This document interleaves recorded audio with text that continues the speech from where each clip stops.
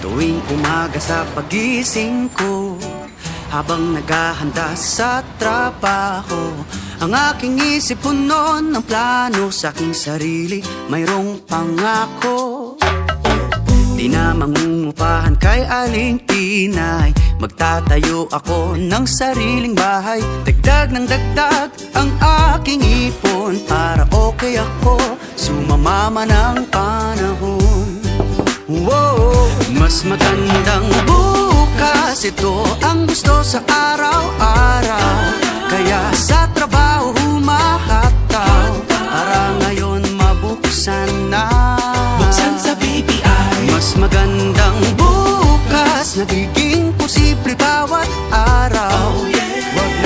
Wag ka lang bibitaw, para ngayon mabuksan na. Magandang bukas, buksan sa BPI. Buksan sa BPI. Di na makikipagsiksikan sa pagsakay, kung may sariling kotse buong pamilya isasabay.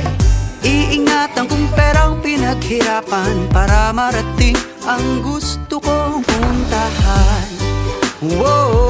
Mas magandang bukas, ito ang gusto sa araw-araw. Kaya sa trabaho humahataw, para ngayon mabuksan na.